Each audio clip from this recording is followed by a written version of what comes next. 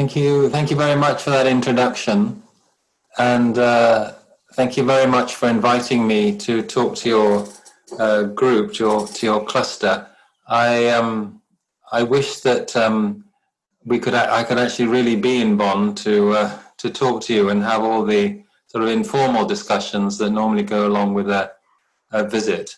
But I certainly hope that if there are informal follow-ups that you would like to pursue with me, please do write to me, and we can sort of engage in some sort of discussion. I'd very much welcome that. I'm very interested in what you are doing in your cluster.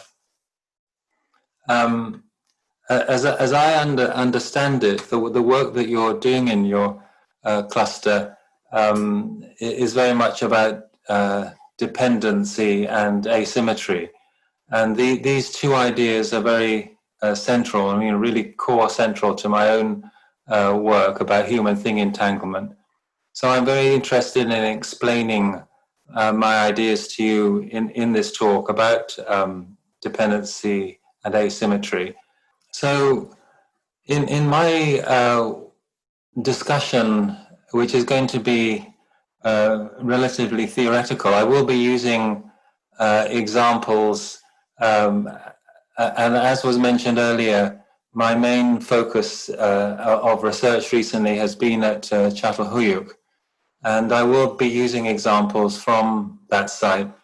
And for those of you that are not archaeologists, I should explain that it starts around 7,100 BC and finishes in the early 6th millennium. So the site lasts for about 1,500 years and has a very long sequence of continuous occupation.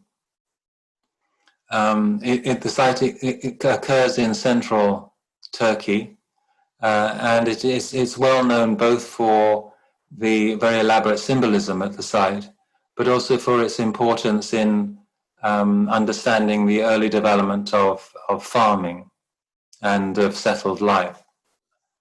I'm interested in your focus on dependency and asymmetry, because my main challenge is to argue against notions such as parliaments of things or assemblages of things, networks, flat ontologies, or in archaeology, the whole notion of symmetrical archaeology. I will argue in this talk that such approaches, which are most closely associated with actor network theory, would be enhanced by a deeper discussion of dependency and asymmetry. So although my work is very influenced by actor network theory and associated ideas, I think there are some major problems with it, and particularly with the notions of dependency and asymmetry. For me, a key starting question is, what are the nodes in a network? What are the things in the parliament or assemblage of things? Do separate and persistent entities really exist, separate from the networks and assemblages in which they are formed?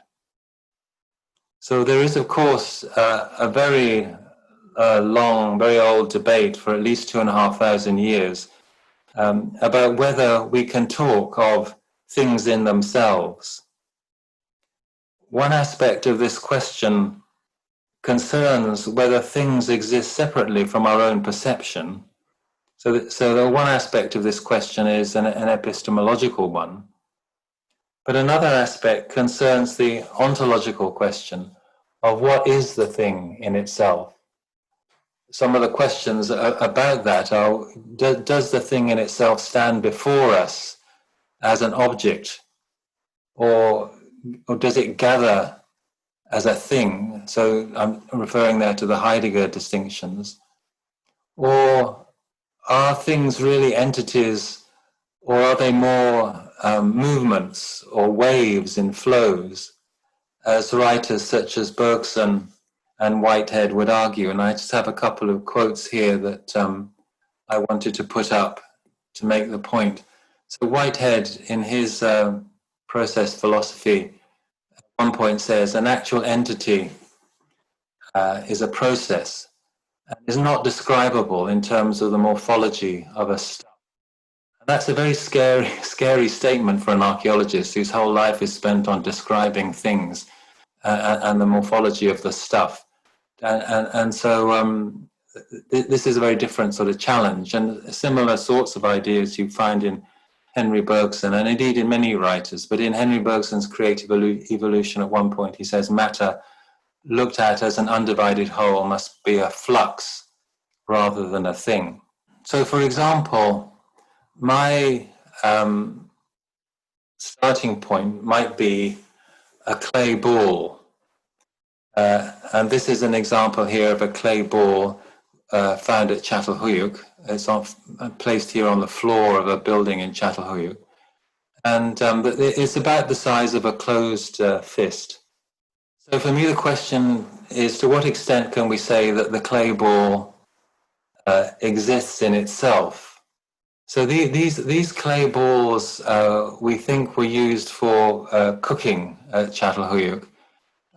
We think that they were made, fired, and then used as heating stones.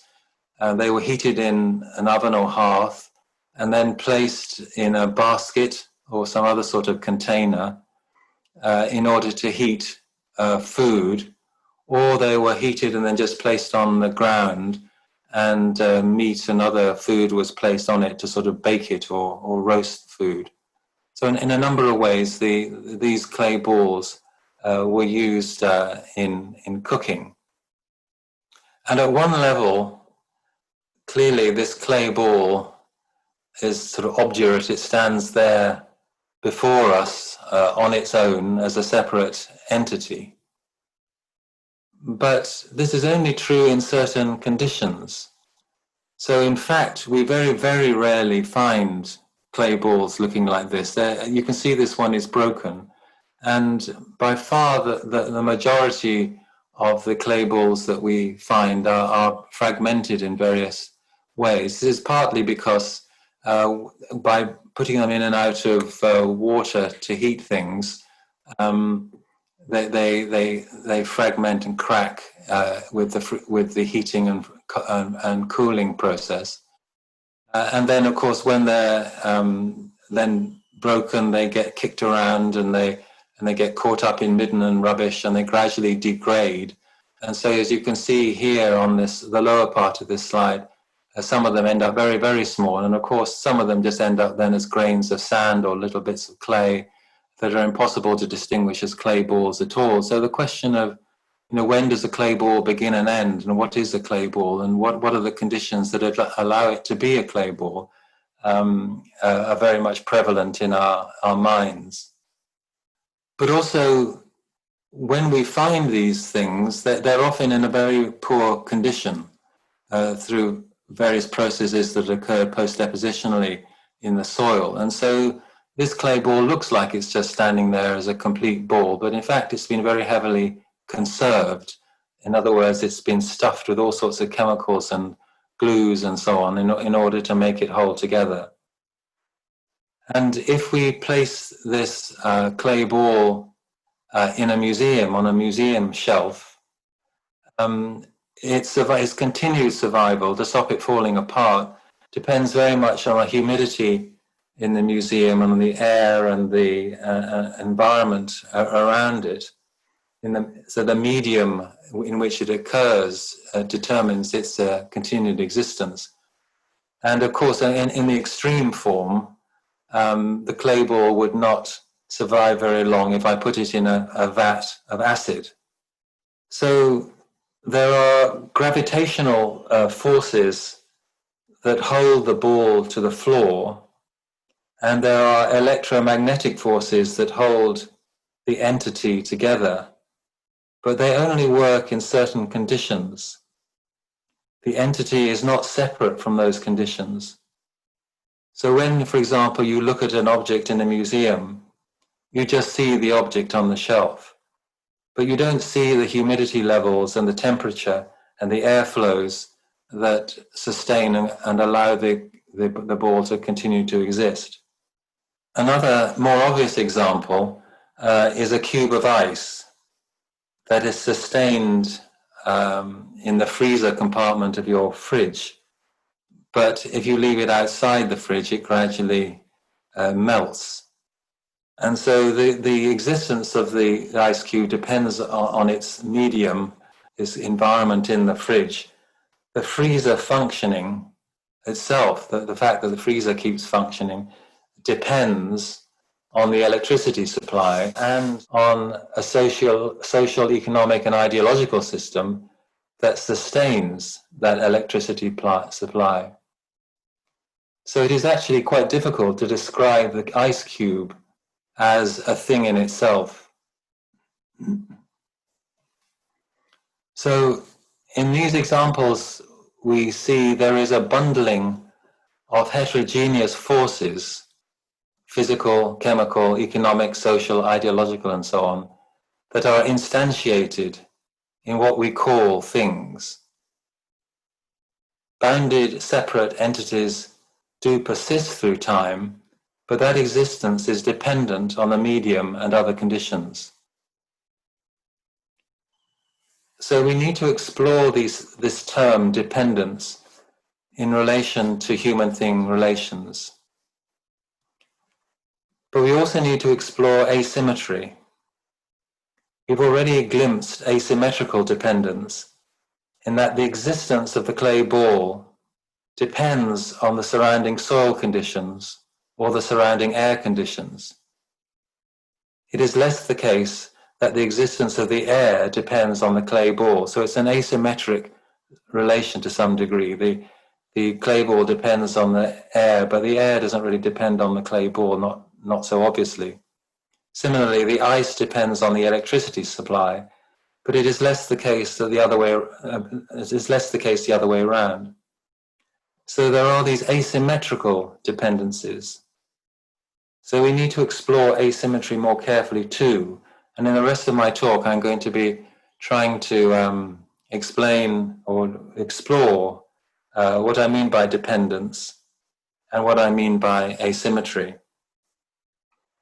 In terms of dependence, I've been haunted by this idea of two people who are very dependent on each other, who love each other, who are very, very connected to each other, embracing each other, but at the same time destroying each other, hurting each other. This sort of negative component, destructive within the relationship. And I guess I see our relationship with things in a similar way, in that I see humans as utterly dependent on, as being completely unable to exist, think, feel, act, do anything without things. So entirely dependent on things. And yet that dependence is destructive and is causing harm, and many of the ways that we depend on things today are causing global problems like global warming that we find very difficult to deal with. So I would argue that there are two types of dependence, and this comes out of my definition of entanglement. This was an early definition, and later on I'll suggest a more sophisticated definition. But I started off with the idea that entanglement is the sum of human dependencies on things, HT, plus thing dependencies on things, TT, thing dependencies on humans, TH, and human dependencies on humans. And so just the sum of those entanglements are what leads to the various characteristics of entanglement. And obviously, in these terms, the word depend is key. And I'm using depend here in a number of different ways. On the one side, there is what I call dependence, which is reliance, where somebody depends on someone else or on something, sort of a positive relationship of reliance that helps one to do things and helps one to act in the world. I'm going to leave aside the question of contingency for the moment. And on the other hand, there is dependency, which is this notion of limitation and constraint, and which can often be a destructive dependency. So there are these two components, a more positive dependence and a more negative, constraining, even destructive dependency. So my first attempt at exploring these different forms of dependence was in relation to the use of clay at Çatalhöyük.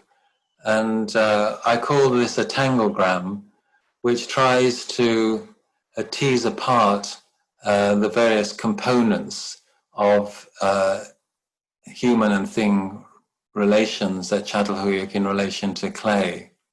So in this diagram, there are different sorts of arrows, dotted arrows, one-way arrows, and two-way arrows, and these are designed to draw attention to these different forms of dependence. And so the most obvious and straightforward form of dependence that I see here is where we have a one-way, straightforward relation of dependency that clearly depend on many things, but one thing they depend on, of course, is clay. So a one-way dependence is where clay balls depend on clay. A two-way dependence, for example, is between the clay balls here, and we follow this arrow up here, this line up here, we get to baskets. And I've already mentioned this, that we think that the clay balls were, one of the ways they were used was that they were placed in the oven to heat, and then the heated balls would be placed in a basket in order to heat or cook food. So this is a two-way relationship in the sense that clay balls, that their use in this way depends on baskets, but also the existence of baskets depends on clay balls. And one of the functions of the baskets, among I presume many, is to work with clay balls in this way. And certainly our recovery of baskets diminishes at the same time that the clay balls diminish. So there seems to be some connection between them. So that's an example of a two-way relationship. And then there are other relationships which are not dependence, but really dependency, and a constraining dependency. So for example, if we look at the relationship between clay balls here and food here, so clay balls are dependent on food. Their existence is in order to heat and cook food, and food depends on clay balls in the sense that in order to be cooked, it has to use one has to use clay balls. So there is a two-way dependence, but it's a negative and constraining one in some ways, in the sense that the use of clay balls is very efficient in some ways.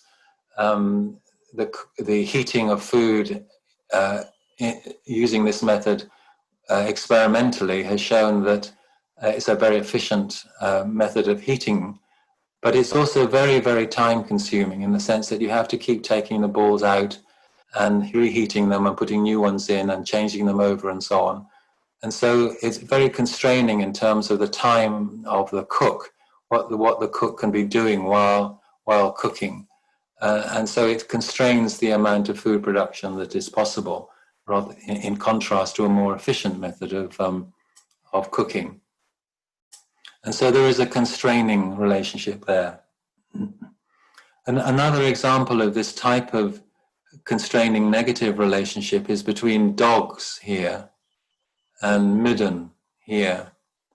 By midden I mean areas of discard or refuse which are found in between the houses at Çatalhöyük. And so we know that the dogs were kept on middens, and we know rather than in houses, they were not allowed in houses, and we know this from their fecal material and from the gnawing of bones, which occurs very clearly on the middens. So the dogs are in some sense dependent on the midden because the midden provides them with food.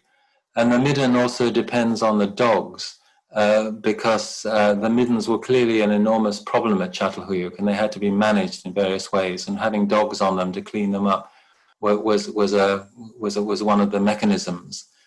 But on the other hand, dogs and their fecal material add to the problem of the middens. And so there is a sort of constraining negativity to that relationship. So I've tried to outline there within these sorts of diagrams different types of dependence, one-way, two-way dependence, and then this sort of constraining dependency.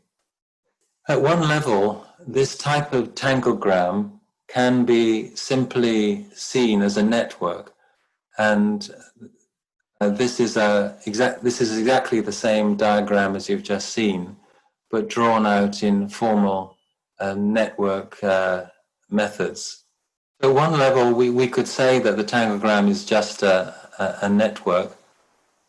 At another level, if we go back to the tangogram in the way that I described it before, we actually find that it's not just a set of relationships between temporary nodes. It's not that you have a set of points in an assemblage which are all connected, but rather there are a series of flows or sequences, a series of temporal intersecting flows that run within this. So just as a couple of examples, we could say that we start with fuel here that is used to heat the oven, which is used to heat the clay balls, which is used to heat food, which is the residues from which are then discarded on the midden. And so there is a sequence through time here. These things are not all happening at the same point. It's not really a network. It's more a set of lines. And here is another example where clay is used to make unfired mud brick, which is used to make the house, which then erodes and adds to the colluvium that slips down around the mound, and that colluvium is then dug up and mixed with midden material in order to make more new bricks for the house. So there is a sort of, we can go on like this throughout this sequence of relations. So in one way, what I'm trying to draw out here is a distinction made by Ingold between networks and meshworks. And so in the lower part of this diagram, you have a sort of typical network diagram with its nodes and connections. But in the upper part of the diagram, we have what Ingold calls the entangled lines of the meshwork. You have a series of lines that interconnect through their pathways. And so taking that sort of shift, we can try and draw out the clay ball sets of relations in a different way. So here we have a series of processes that are all involved in some way in different aspects of clay ball production. So on the top line, you have making and using clay balls. You obtain the clay, form the balls, fire the balls, store the balls, heat the balls in the oven, place the hot balls in baskets, cook the meat and discard them and so on the midden.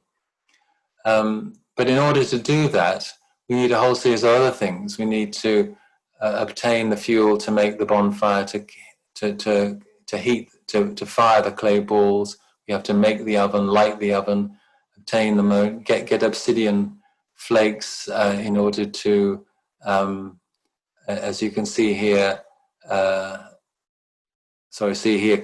the reeds in order to make the baskets, to make and so on and so forth, making axes to obtain the fuel, to make the fire, to make the fireball, to fire the balls, and so on. So there are all these very complex sets of lines or processes that go on in this sort of rather linear way. One can say much the same thing at a different scale. So this is the scale of actual the action of making clay balls.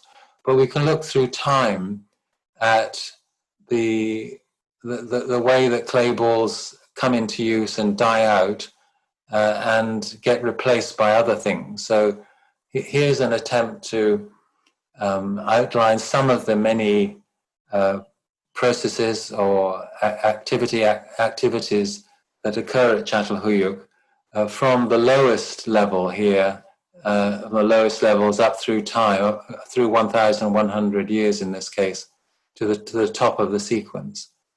And I'm looking at things like, for example, the use of clay balls in the early sequence, and how they decline in the middle of the sequence and ultimately disappear. And that's because the function gets taken over by pottery. So pottery is initially used as a container, and then it gets used for cooking, takes over the cooking function from clay balls, and then gets used for other purposes through time. And this allows us to explore the relationship between these different processes through time, these different lines. And this is just an attempt to look at some of the entangled dependencies and dependencies between these different lines through time. So, for example, I was talking about the clay balls here dying out, and the change to pottery cooking, and the shift to cooking with pottery then allows a shift from using grain as in bread, baking bread, that shifts, that stops, and people start boiling in pots, boiling gruel, cereal gruel. And similarly, the meat cooking shifts from roasting and to boiling stews in pots. So there's a series of interactions and intersections that occur through time. The house increases in size and activity through time, and so on and so forth. So we can look at all these intersections and how they work in various ways, both positive ways, dependence, and in negative ways, dependencies. Another way of showing this that I've been doing with Dominic Lucas and Angus Moll is a quantitative way of evaluating the changes in things like clay ball use and using pottery and cooking in different ways, and that the importance of the house, looking at this through time. In this case, the early phase is down at the bottom of Çatalhöyük, the latest phase at the top, and these are various events like the introduction of pottery for cooking and so on through time, and looking at the impacts of these using a quantitative method. And I'm happy to explain that afterwards if anyone is interested in knowing how we did that. So another type of dependence then is sort of waiting for this notion that all these different processes that we've been talking about have to wait for each other, either at the scale of you can't cook with the clay ball until you've built an oven in order to heat the ball, either at that scale or in the largest sense of clay balls and pottery changing, and how the activities in the house have to wait for have to expand only when a more efficient method of cooking has been introduced, and so on. So things have to wait for other things to happen, and so that creates a sort of an asymmetry in that action B has to wait for action A to happen. Indeed, many of these types of dependence and dependency that I've been talking about are asymmetrical. The one-way dependence is clearly asymmetrical. The dependency constraints are often asymmetrical. For example, food is more determinant than clay balls. And waiting for is asymmetrical since these sequences are not reversible. For example, in cooking with clay balls, you cannot uncook the cooked food and unfire the clay balls. So once you've made a decision to cook the food or to fire the clay balls and make the clay balls, you can't reverse that. So that these processes are not reversible. Another source of asymmetry is that all the nodes or the things or the instantiations do not play an equal role in the entangled flows. Some of the flows move preferentially through specific instantiations. The instantiations act like magnets in the sort of, say, the electromagnetic field of forces. And we've been exploring this again using network analysis to show the centrality of different sorts of nodes at Çatalhöyük and at an earlier site called Boncuklu. So here you have Boncuklu, show the Tangogram shown in this part of the slide, and then early Çatalhöyük, middle Çatalhöyük, and late Çatalhöyük. And you can see that some nodes are more central than others. More pathways go through them. And so, for example, at Boncuklu, you have the house in the midden, and the midden plays quite a large role. But as you move into early Çatalhöyük and through middle and late Çatalhöyük, the house becomes more and more important. And this is partly because the activities in the house become more efficient, partly because of the introduction of pottery as a cooking method. But the midden becomes almost insignificant. It's one of these very small nodes here. So at Boncuklu, the midden is a very central place where many activities happen. By the time of late Çatalhöyük, the middens have become very marginal, and a huge number of activities and so on take place in the house. And so through time, there are shifts in the importance of certain nodes, but the main point is that some nodes are more important than others in the sense that they play more of a dominant role, more things happen in them, they have more influence on other nodes. So that's another form of asymmetry. Another, and perhaps the most important source of asymmetric human-thing dependency is the way that entanglements proliferate over time and increasingly entrap humans. Perhaps the best example of this is the domestication of cereals. The domestication of wheat and barley led to genetic change, particularly the development of a brittle hard, tough rachis. So this meant that cereals, this genetic change meant that cereals depended on humans for their reproduction. So humans depended on the thing cereals, but cereals then came to depend on humans for their reproduction. And in order to ensure that continuity, humans got drawn in to harder work. There were great benefits of agriculture, particularly in allowing greater productivity per unit area of land. But it also involved harder work, and humans then got trapped because of their dependence on cereals. They then became trapped into harder work, And Dorian Fuller has expressed this nicely in this diagram.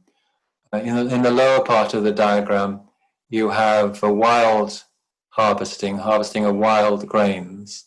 In the upper part of the diagram, you have the processing of domesticated grains. And this involves these additional series of activities, particularly threshing and winnowing.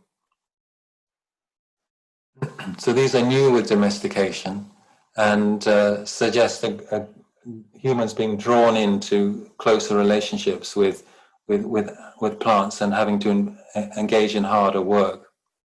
We also see a similar type of process at Çatalhöyük in relation to pottery. So pottery appears at Çatalhöyük around 7000 BC. And initially, it's a very simple container. The way it's made mean that it's unable to be used for cooking, and it seems that they were just very simple containers. And so the tangograms of this early pottery are extremely limited and simple. But as we go through time, around 6500 BC, pottery starts to get used for cooking. And in order for that to happen, there had to be a whole series of technical changes. The pots become very thin-walled, they're grit-tempered, very different type of fabric, and they allow the effective cooking to take over from the use of clay balls, which existed down in this period. The use of pottery for cooking that expanded greatly the entanglements because the pots became used. From the residues, we see that they were very much involved in processing animal fats of various sorts, and boiling and creating stews, but also boiling and creating gruels, as we've seen earlier. And also we have residue evidence of uses of milk in the processing of various milk products. And so the pottery becomes much more entangled here and more key to many aspects of life. And then through time, as we go further on right towards the end of Çatalhöyük and into the early 6th millennium in the Westman, we see the emergence of decorated pottery and a range of new functions. Pottery now becomes used for social display, but also for storage, two important new areas of functioning. So the entanglements expand quite extensively in this later period. And through time, we see a gradual increase in the density and frequency of ceramics. But the point I want to make is that as this happens, a series of contradictions emerge that then have to be dealt with and create yet further entanglements. So there becomes a proliferation of entanglements as the entanglements increase through time, as the potentials of pottery are realized, as the affordances of pottery are realized. And so, for example, it's the cooking. These later pots many of them are made with local clays, which are extracted from around the site.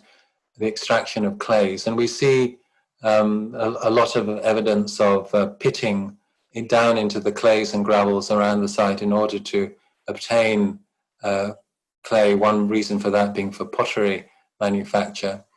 But this creates a contradiction with the use of the local area around the site for cereals and for managing sheep.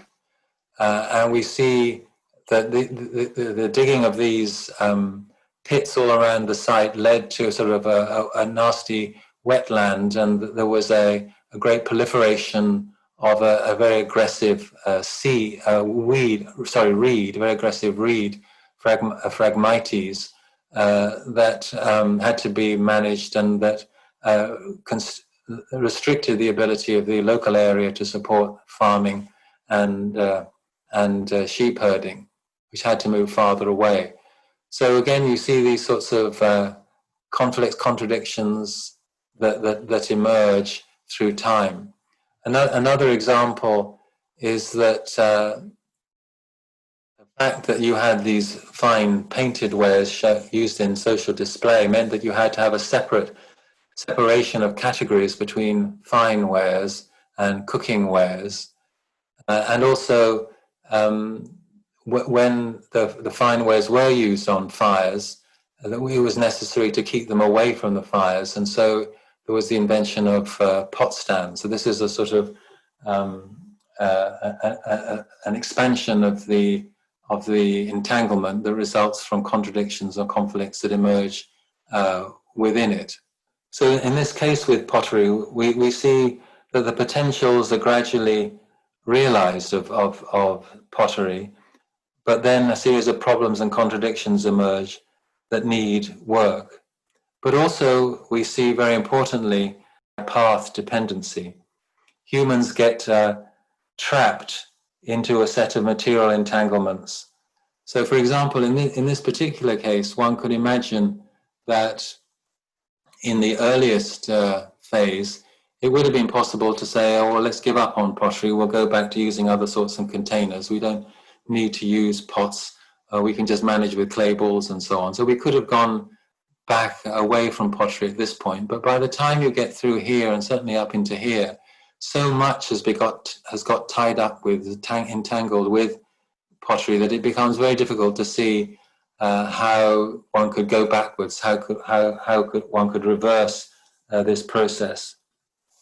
So in any of these processes or flows, whether we're talking about clay ball cooking or early agriculture or making and using pottery, there are then these sort of behavioral chains or chaîne opératoire. So in the American tradition, these are called behavioral chains of procurement and so on across to discard. And if in the French tradition, similar things are called chaîne opératoire. It's interesting that they're both using this term chain, which I then, of course, jump on and say this is about people getting trapped or enchained into these sequences. And the longer these chains become, the more difficult it is to control them. No one person can be equally present at all points along these chains as they become longer. So people are not spread equally along them. For example, in early agriculture, storage was a very key point, in my view, of management and control.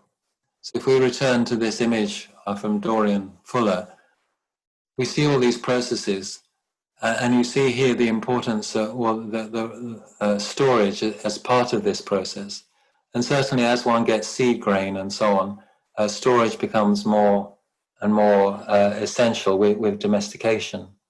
And in my view, if you look at the early Neolithic in the Middle East, what one sees very strikingly is the different ways in which storage was managed. So what I'm trying to argue here is that the control of these different processes could happen anywhere along these sequences. But in the Neolithic, the control of storage seems to have been particularly important as creating real asymmetries and inequalities along these lines. So for example, in the PPNA in the early Neolithic in sites such as JFL Amar, you have these special buildings which seem to have some sort of ritual function. They were also used for communal storage in these large containers here. So there's some sort of communal storage which is associated, this is pre-domestication, but with cultivation, where there's a close relationship between humans and plants, but not full domestication. And so here, there seems to be some way in which the storage of grains is being controlled by ritual, or in a ritual context in some way. It's a collective process of shared storage. But through time, this gradually changes, and by the time you get to somewhere like Çatalhöyük, all the storage, there's no communal storage, no collective storage, everything is in these small bins here inside the domestic house. And so we now have fully domesticated plants, but now the storage is controlled in the domestic context. And so, if you like, the power or control over storage has been wrested from the communal into the individual house. We can generalize and say much the same for other and more mundane and modern flows and entanglements. So whether we are talking about the flows of coal or oil or water, or about flows of social power or flows of cultural means, a lot depends on where you are positioned in space-time. Those that control the key nodes gain from the enabling effects of entanglements, from the productive or dependent side. But others, at other points along the flows, are entrapped into various forms of dependency that is often constraining and destructive. An example of entrapment is the poverty trap. In the US, there is a strong idea that people who work hard can grow wealthy. But upward mobility is actually very limited in both the United States and elsewhere. So why is this? Why can't humans disentangle themselves from poverty? This is because poverty is not just linked to the flow of money, but is compounded by the fact that actors are at the wrong end of many flows of health, education, training, housing, corruption, violence. Given these entangled processes of negative dependency, it is difficult to gain any purchase on positive flows of dependence. As a result, as Paul Willis argued some time ago, working class kids get working class jobs. A similar effect has been very evident recently, at least in California, where it's very striking how COVID-19 impacts much more severely on low-income and non-white groups. And the reasons for this are obviously extremely complex, and I'm only touching very briefly on them here. But at least partly, it's because low-income groups, immigrant groups, can't take the time off. They have to, they work in a way that involves clocking in by hour. They lose money if they take time off. Homeschooling becomes more difficult.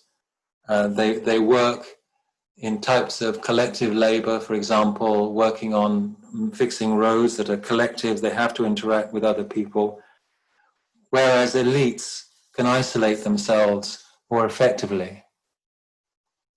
Similarly, in California, I look out of my window here and I can still see some smoke from the wildfires. Elites can, to a much greater extent, escape the smoke, move away from it. So the flows of disease and smoke entrap low-income and non-white groups preferentially. The dependencies and asymmetries are made worse. So in conclusion, the source of human asymmetric dependence is not just power or some innate tendency towards domination, but it also derives from the differential ways in which people are entangled in things. And that differential is aligned with the asymmetries of thing-thing and thing-human dependencies. My main point is that things are not isolated things in themselves, in ad hoc assemblages or networks. Rather, they come with all sorts of entanglements, with each other and with humans. They are not floating free, but are asymmetrically dependent on other things. So this is some current definitions of entanglement that move beyond the initial definition. So I would argue that an entanglement can be seen as the dialectic of dependence and dependency, or perhaps more adequately, entanglement is a metaphor that tries to capture the contradictory messiness of heterogeneous flows and counterflows that produce in chain and encompass entities. My main target here is actor network theory. Graham Harman argues that Latour allows for the reversible symmetry of any assemblage. I hope I have said enough to convince you that assemblages, if they be understood as bundles or flows, are neither symmetric nor reversible, quite the contrary. In his book, Object-Oriented Ontology, Graham Harman argues that there is no analogue in actor network theory for the caught-upness of entanglement that I've been talking about. But by caught-upness, I mean this way one gets entrapped in a set of dependence and dependency. He says that for while it may be true that workers in a salt mine only need to rearrange the various actors in their situation in order to turn the tables and gain the upper hand over the giant multinational, as actor network theory allows in principle, we know that in practice such relations are often heavily non-reciprocal, weighted prohibitively in favor of the dominant actor. Actors in this quote refers to all forms of actant, including things, the material instantiations of flows. I hope I have contributed to the debates in your cluster by showing that human thing asymmetric dependencies are keenly relevant for wider discussion of the historical development of human asymmetries and dependencies. Thank you.